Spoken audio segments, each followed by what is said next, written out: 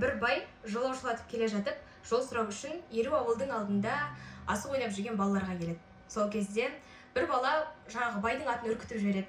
Бай оған ашуланып баланы қуалай жөнеледі. Сол кезде баланың көйлегіне аттың аты шошынып мөңкиді. Сол кезде байдың бөрігі және өзі құлап түсіп, бай қаза табады. Кейіннен жаңағы байдың тума туыстары, ауылдың жақсы егелері баланың ауылына келіп, байдың құнын сұрайды. Сол кезде дауды шеше алмай кеңес бірнеше күнге созылады.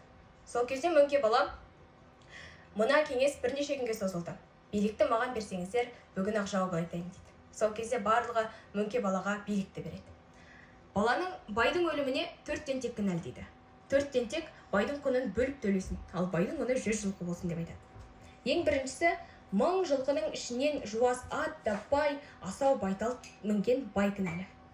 Екіншіден, бала көрмегендей баладан шошынған ат кінәлі дейді.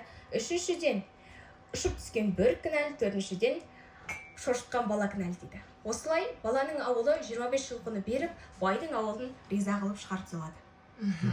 Осындай көптеген шешендік өнерге қатысты әділ шешімдерді өздерің оқи отырып ой түйесіңдер ғой, иә? Мысалы, бұл шешендік сөзде мөңке бидің жас кезінен бастап осындай билікке араласқандығы және де ең бір маңыздысы сол кездегі ата тұрып ұл сөйлесе ер жеткені болар, ана тұрып қыз сөйлесе бой жеткені болар дейді ғой. Жас балаға билікті бермей, оның бетін қақпай, жас бала болса да оған билікті беріп, жауабын тыңдағандары. Осындай ой түйдің, иә? Жақсы. Жақсы.